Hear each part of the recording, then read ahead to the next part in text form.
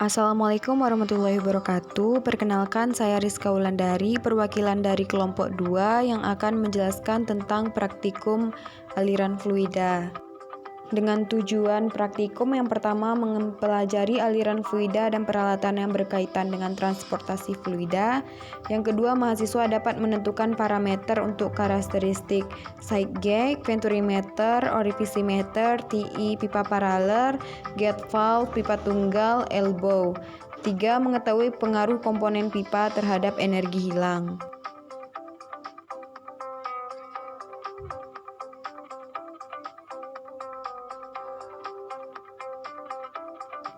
Tipe-tipe aliran terbagi menjadi 3, yaitu ada aliran laminar, aliran transisi, dan aliran turbulen. Metodologi percobaan yang pertama alat dan bahan. Alatnya yaitu alat aliran fluida 1 set, gelas piala 1000 ml 2 buah, gelas ukur 1000 ml 2 buah, ember 5 liter 2 buah, meteran 1 buah, termometer 1 buah, dan bahan yang digunakan yaitu fluida atau air. Prosedur kerja yang pertama, isi tangki air 3/4 penuh, kemudian matikan keran jika air telah penuh. Untuk aliran pipa 1 in, valve pada pipa 1 in yang akan dilalui fluida dibuka, lalu valve yang lain kondisinya harus ditutup.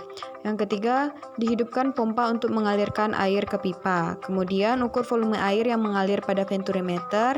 Keran venturimeter dibuka secara bersamaan dalam 10 detik. Dilakukan 3 kali percobaan. Kemudian diukur beda tekanan pada manometer, dilakukan 3 kali percobaan. Dan ukur debit air yang keluar pada pipa dengan membuka valve output dan menutup valve input secara bersamaan dalam waktu 10 detik dalam 3 kali percobaan.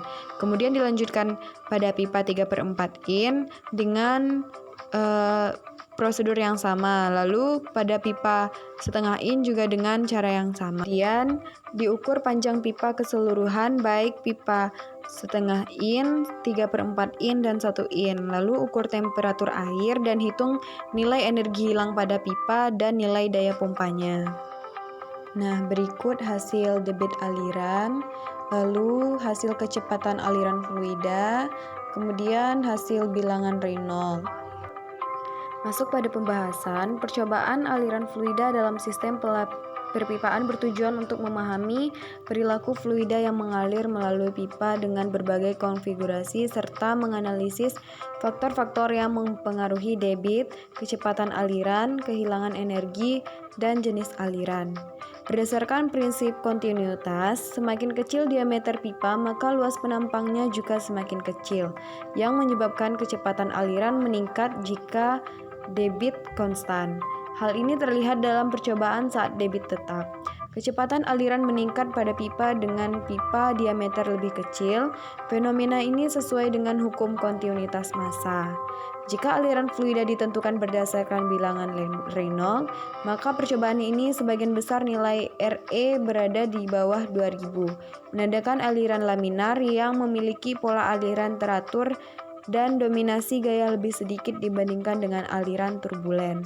Namun laju perpindahan massa dan panas dalam sistem ini lebih rendah. Sebaliknya, jika kecepatan meningkat secara signifikan atau jika terjadi gangguan pada permukaan pipa, seperti sambungan tajam, maka aliran bisa menjadi turbulen, Re-nya lebih rendah dari 4000, menyebabkan fluktuasi tekanan dan peningkatan kehilangan energi akibat gesekan. Kehilangan energi head loss dibagi menjadi 2, yaitu mayor akibat gesekan dalam pipa lurus dan minor akibat sambungan seperti TI dan valve.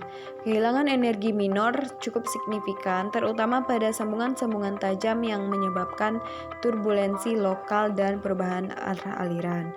Penurunan konfigurasi pipa paralel, debit terbagi menjadi 2 jalur sehingga kecepatan aliran per jalur menurun dan head loss menjadi kecil.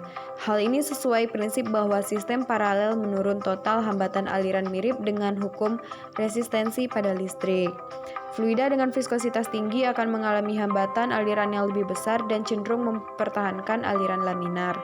Dalam sistem industri, penyesuaian terhadap parameter-parameter ini penting untuk mengoptimalkan aliran dan meminimalkan kehilangan energi.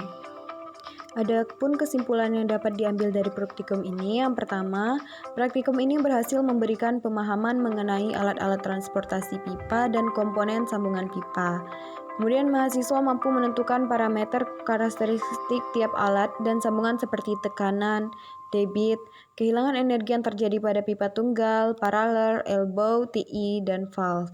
3. Komponen sambungan pipa energi hilang yang berbeda-beda, di mana sambungan seperti elbow dan TI menghasilkan kehilangan energi yang lebih besar dibandingkan pipa lurus. Sekian dari saya. Terima kasih.